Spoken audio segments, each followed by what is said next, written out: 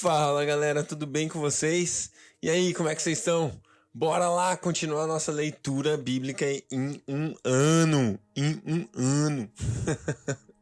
É muito bom estar com vocês, pessoal. Muito bom. Mais um dia de vida, mais um dia na presença do nosso amado Deus. Estamos na semana de número 22 e hoje é o terceiro dia da semana 22. E olha só que legal, tem livro novo na área. Nós concluímos ontem 1 Coríntios e hoje vamos começar 2 Coríntios. Então hoje a gente vai ler 1 Reis capítulo 8, 1 Reis capítulo 9 e também 2 Coríntios capítulo 1. Vamos nessa? Bora. Deus, muito obrigado pelo teu amor, porque Deus, como o Senhor é bom. Como o Senhor é bom, nós amamos o Senhor, amamos tua face, amamos tua presença, amamos o lugar da sua habitação, amamos estar contigo, amamos ser parte do seu corpo, Deus. É bom demais ser teu servo, é bom demais ser seu filho, é bom demais ser seu amigo, é bom demais viver uma vida com o Senhor, Pai. Muito obrigado, Deus. Nós te honramos, nós te adoramos, nós te agradecemos. O Senhor é bom, Pai. Muito obrigado, Senhor. Fala conosco hoje aqui na leitura da sua palavra, Deus, que os nossos olhos sejam abertos para ver além da letra, que haja revelação no nosso espírito, do seu espírito para o nosso espírito. Fala conosco, em nome de Jesus. Amém. 1 Reis, capítulo 8. Então o rei Salomão reuniu em Jerusalém as autoridades de Israel, todos os líderes das tribos e os chefes das famílias israelitas, para levarem de Sião, a cidade de Davi, a arca da aliança do Senhor. E todos os homens de Israel uniram-se ao rei Salomão por ocasião da festa, no mês de Etanim, que é o 7º mês. Quando todas as autoridades de Israel chegaram, os sacerdotes pegaram a arca do Senhor e a levaram com a tenda do encontro e com todos os seus utensílios sagrados. Foram os sacerdotes e os levitas que levaram tudo. O rei Salomão e toda a comunidade de Israel, que se havia reunido a ele diante da arca, sacrificaram tantas ovelhas e bois que nem era possível contar. Os sacerdotes levaram a arca da aliança do Senhor para o seu lugar no santuário interno do templo, isto é, o lugar santíssimo, e colocaram debaixo das asas do querubim. Os querubins tinham suas asas estendidas sobre o lugar da arca e cobriam a arca e as varas utilizadas para o transporte. Essas varas eram tão compridas que as suas pontas, que se estendiam para fora da arca, podiam ser vistas da frente do santuário interno, mas não de fora dele, e elas estão lá até hoje. Na arca havia só 2 tábuas de pedra que Moisés tinha colocado quando estava em Horebe, onde o Senhor fez uma aliança com os israelitas depois que saíram do Egito. Quando os sacerdotes se retiraram do lugar santo, uma nuvem encheu o templo do Senhor, de forma que os sacerdotes não podiam desempenhar o seu serviço, pois a glória de Deus encheu o templo. E Salomão exclamou: "O Senhor disse que habitaria numa nuvem escura. Na realidade, construí para ti um templo magnífico, um lugar para que nele habitasse para sempre." Depois o rei virou-se e abençoou toda a Assembleia de Israel que estava ali em pé, e disse: "Bendito seja o Senhor, o Deus de Israel, que com sua mão cumpriu o que com sua própria boca havia prometido a meu pai, Davi, quando lhe disse: Desde o dia em que tirei Israel, o meu povo, do Egito, não escolhi nenhuma cidade das tribos de Israel para nela construir um templo em honra ao meu nome, mas escolhi Davi para governar o meu povo. Meu pai Davi tinha no coração o propósito de construir um templo em honra ao nome do Senhor, o Deus de Israel. Mas o Senhor lhe disse: Você fez bem em ter no coração o plano de construir um templo em honra ao meu nome. No entanto, não é você ou não será você que o construirá, mas o seu filho que procederá de você. Ele construirá o templo em honra ao meu nome. E o Senhor cumpriu sua promessa: Sou o sucessor de meu pai Davi, e agora ocupo o trono de Israel como o Senhor tinha prometido, e construiu o templo em honra ao nome do Senhor, o Deus de Israel. Providenciei nele um lugar para a arca, na qual estas tábuas da aliança do Senhor, aliança que fez com os nossos antepassados quando nos tirou do Egito. Depois Salomão colocou-se diante do altar do Senhor, diante de toda a Assembleia de Israel, levantou as mãos para o céu e orou: O Senhor, Deus de Israel, Não há Deus como tu, nem acima nos céus, nem debaixo da terra. Tu que guardas a tua aliança de amor com os teus servos, que de todo o coração andam segundo a tua verdade. Cumpriste tua promessa a teu servo Davi, meu pai. Com tua boca prometeste, e com tua mão cumpriste, conforme hoje se vê. Agora, Senhor, Deus de Israel, cumpre a outra promessa que fizeste a teu servo Davi, meu pai, quando disseste: você nunca deixará de ter diante de mim um descendente que se assente no trono de Israel, se tão somente os seus descendentes tiverem cuidado de, em tudo, andarem segundo a minha vontade, como você tem feito. Agora, ó Deus de Israel, que se confirme a palavra que falaste a teu servo, meu pai. Mas será possível que Deus habite na terra? Os céus, mesmo os mais altos dos céus, não podem conter-te, muito menos esse templo que construí. Ainda assim, atende a oração do teu povo e ao pedido de misericórdia. Ó Senhor, meu Deus, ouve o clamor e a oração que o teu servo faz hoje na tua presença. Estejam os teus olhos voltados dia e noite para este templo, lugar do qual disseste que nele porias o teu nome, para que ouças a oração que o teu servo fizer voltado para este lugar. Ouve as súplicas do teu servo e de Israel, o teu povo, quando orarem voltados para este lugar. Ouve dos céus, lugar da tua habitação, e quando ouvires, dá-lhes o teu perdão.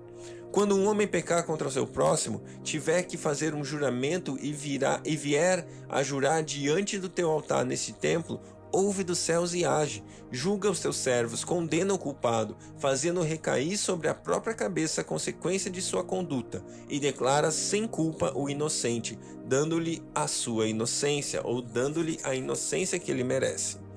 Quando Israel, o teu povo, for derrotado por um inimigo, por ter pecado contra ti, voltar-se para ti e invocar o teu nome, orando e suplicando a ti neste templo, ouve dos céus e perdoa o pecado de Israel, o teu povo, e traze-o de volta à terra que deste aos seus antepassados. Quando se fechar o céu e não houver chuva por haver o teu povo pecado contra ti, e se o teu povo, voltado para esse lugar, invocar o teu nome e afastar-se do pecado por haveres castigado, ouve dos céus e perdoa os pecados dos teus servos, de Israel e teu povo. Ensina-lhes o caminho certo e envia chuva sobre a terra, que deste por herança ao povo. Quando houver fome ou praga no país, ferrugem e mofo, gafanhotos peregrinos e gafanhotos devastadores, ou quando inimigos sitiarem suas cidades, quando em meio a qualquer praga ou epidemia, uma oração ou súplica por misericórdia foi feita por um israelita ou por todo Israel, teu povo, cada um sentindo suas próprias aflições e dores, estendendo as mãos à direção do templo, ouve dos céus o lugar da sua habitação, perdoa e age, trata cada um de acordo com o que merece, visto que conheces o seu coração. Sim, só tu conheces o coração do homem. Assim, eles te temerão durante todo o tempo em que viverem na terra, que deste aos seus antepassados. Quanto ao estrangeiro, que não pertence a Israel, o teu povo, que veio de uma terra distante por causa do teu nome, pois ouvirão acerca do teu grande nome, da tua mão poderosa e do teu braço forte. Quando ele vier e orar, voltado para esse templo, ouve dos céus, lugar da sua habitação, e atende ao pedido do estrangeiro, a fim de que todos os povos da terra conheçam o teu nome e te temam, como faz Israel, o teu povo, e saibam que este templo que construí traz o teu nome. Quando teu povo for à guerra contra seus inimigos, por onde quer que os enviares, e orar ao Senhor voltado para a cidade que escolheste para templo, e que construí em honra ao teu nome, ouve dos céus a sua oração e a sua súplica, e defende a sua causa. Quando pecarem contra ti, pois não há ninguém que não peque, e ficares irado contra eles, e os entregares ao inimigo que os leve prisioneiros para sua terra distante ou próxima, se eles caírem em si, na terra para a qual tiverem sido deportados, e se arrependerem e lá orarem, pecamos, praticamos o mal e fomos rebeldes, e se lá eles se voltarem para ti de todo o coração, de toda a sua alma na terra dos inimigos que os tiverem levado como prisioneiros, e orarem voltados para a terra que deste aos seus antepassados, para a cidade que escolheste e para o templo que construí em honra ao teu nome, então desde os céus, o lugar da sua habitação, ouve sua oração e sua súplica, e defende a sua causa. Perdoa o teu povo, que pecou contra ti, perdoa todas as transgressões que cometeram contra ti, e faze com que os teus conquistadores tenham misericórdia deles, pois são o teu povo e tua herança, que tiraste do Egito da fornalha de fundição. Que os teus olhos estejam abertos para a súplica do teu servo que suplica, e que ouças as orações que clamarem a ti, pois tu os escolheste dentre os povos da terra, para serem tua herança, como declaraste por meio do teu servo Moisés, quando tu, ó soberano Senhor, tiraste os nossos antepassados do Egito. Quando Salomão terminou a oração e a súplica ao Senhor, levantou-se diante do altar do Senhor, onde tinha se ajoelhado e estendido as mãos para os céus. Pôs-se em pé e abençoou em alta voz toda a Assembleia de Israel, dizendo: Bendito seja o Senhor que me deu descanso, que deu descanso a Israel, o seu povo, como havia prometido. Não ficou sem cumprimento nenhuma de todas as boas promessas que ele fez por meio do seu servo Moisés. Que o Senhor, o nosso Deus, esteja conosco assim como esteve com os nossos antepassados, que ele jamais nos deixe nem nos abandone, e faça com que de coração nos voltemos para ele, a fim de andarmos em todos os seus caminhos e obedecermos aos seus mandamentos, decretos e ordenanças que deu aos nossos antepassados. E que as palavras da minha súplica ao Senhor tenham acesso ao Senhor, o nosso Deus, dia e noite, para que ele defenda a causa do teu servo e a causa de Israel, o seu povo, de acordo com o que precisarem. Assim, todos os povos da terra saberão que o Senhor é Deus e que não há nenhum outro, mas vocês tenham um coração íntegro para com o Senhor o nosso Deus, para viverem por seus decretos e obedecerem aos seus mandamentos, como acontece hoje. Então o rei Salomão e todo Israel ofereceram sacrifícios ao Senhor.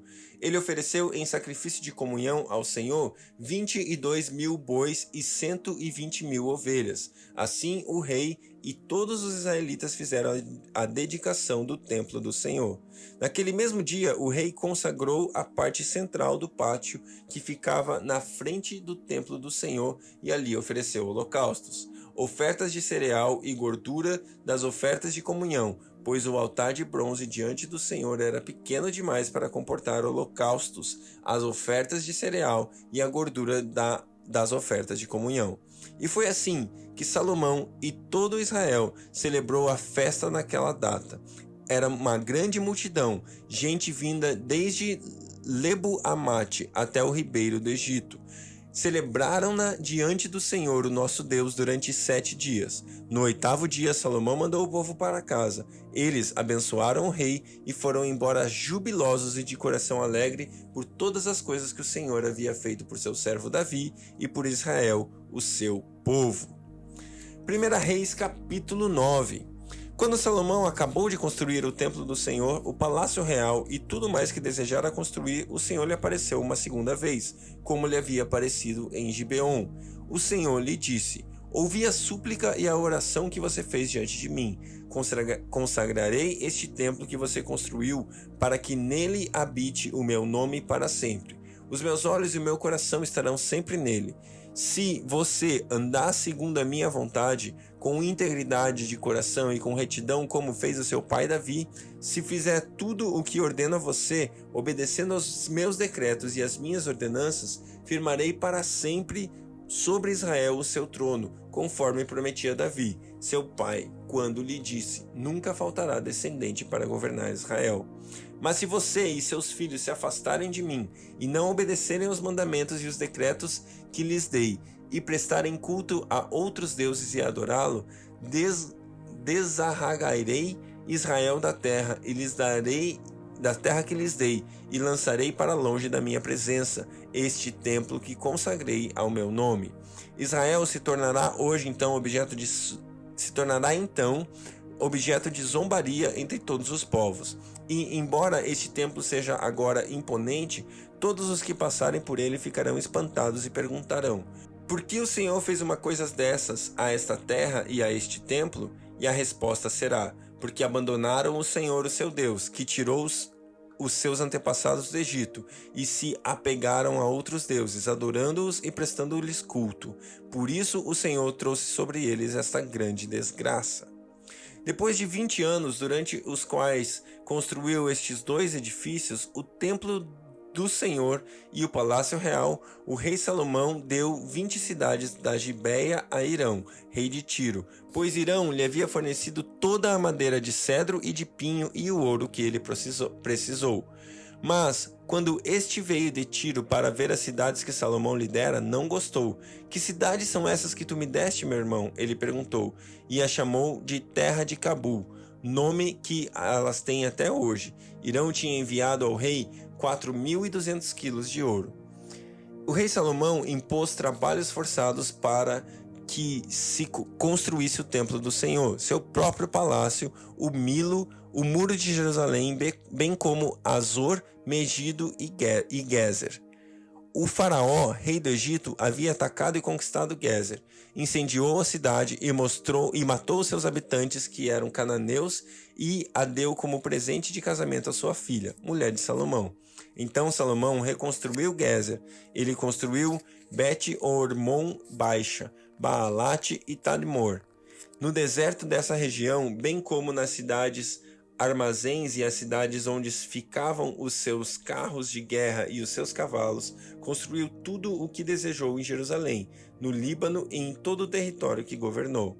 Salomão recrutou para o trabalho forçado todos os não-israelitas, descendentes dos amorreus, dos hititas, dos ferezeus, dos heveus e dos jebuseus, que não tinham sido mortos pelos israelitas, e esses povos continuaram nesse trabalho até hoje.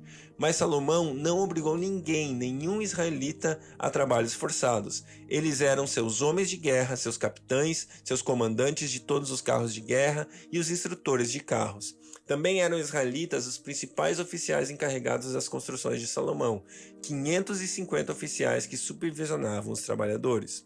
Somente depois que a filha do faraó mudou-se para a cidade de Davi, para o palácio que Salomão havia construído para ela, foi que ele construiu o Milo. 3 vezes por ano, Salomão oferecia holocaustos e sacrifícios de comunhão no altar que havia construído para o Senhor, e ao mesmo tempo queimava incenso diante do Senhor, e Salomão construiu o templo. O rei Salomão também construiu navios em Ezion-Geber, que ficava perto de Elate, na terra de Edom, às margens do Mar Vermelho. E Hirão enviou em navios os seus descendentes, homens experientes que conheciam o mar, para trabalharem com os marinheiros de Salomão. Navegaram até Ofir e de lá trouxeram 14.600 quilos de ouro para o rei.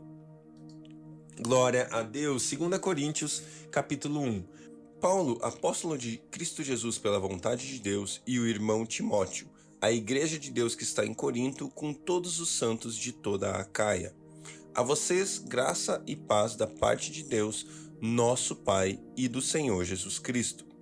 Bendito seja o Deus e Pai do nosso Senhor Jesus Cristo, Pai das misericórdias e Deus de toda consolação, que nos consola em todas as nossas tribulações, para que, com a consolação que recebemos de Deus, possamos consolar os que estão passando por tribulações.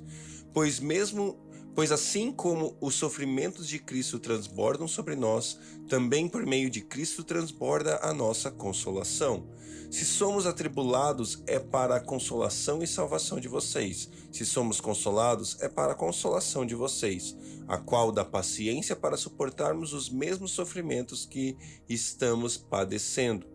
E a nossa esperança em relação a vocês está firme, porque sabemos que da mesma forma que vocês participam dos nossos sofrimentos, participam também da nossa consolação. Irmãos, não queremos que vocês desconheçam as tribulações e sofrimentos que sofremos na província da Ásia, as quais foram muito além da nossa capacidade de suportar, a ponto de perdermos a esperança da própria vida. De fato, já tínhamos sobre nós a sentença de morte, para que não confiássemos em nós mesmos, mas em Deus, que ressuscita os mortos. Ele nos livrou e continuará nos livrando de tal perigo de morte. Nele temos depositado a nossa esperança de que continuará a livrar-nos, enquanto vocês nos ajudam com suas orações. Assim, muitos darão graças por nossa causa, pelo favor a nós concedido em resposta às orações de muitos. Este é o nosso orgulho. A nossa consciência dá testemunho de que temos conduzido no mundo, especialmente em nosso relacionamento com vocês, com santidade e sinceridade provenientes de Deus, não de acordo com a sabedoria do mundo, mas de acordo com a graça de Deus. Pois nada escrevemos a vocês que não sejam capazes de ler ou entender. E espero que, assim como vocês nos entenderam em parte, venham a entender plenamente que podem orgulhar-se de nós, assim como nos orgulharemos de vocês no dia do Senhor Jesus. Confiando nisso e para que vocês fossem duplamente beneficiados, eu planejava primeiro visitá-los em minha ida à Macedônia e voltar a vocês vindo de lá, para que me ajudassem em minha viagem para a Judéia. Quando planejei isso, será que o fiz levianamente? Ou será que faço planos de modo mundano, dizendo ao mesmo tempo sim e não? Todavia, Deus é fiel. Nossa mensagem a vocês não é sim e não, pois o Filho de Deus, Jesus Cristo, pregado entre vocês por mim e também por Silvano e Timóteo, não foi sim e não, mas ele sempre houve sim, pois quantas forem as promessas feitas por Deus, tantas tem em Cristo o sim. Por isso, por meio dele, o amém é pronunciado por nós para a glória de Deus. Ora, é Deus que faz em nós e vocês permanecermos em Cristo Jesus.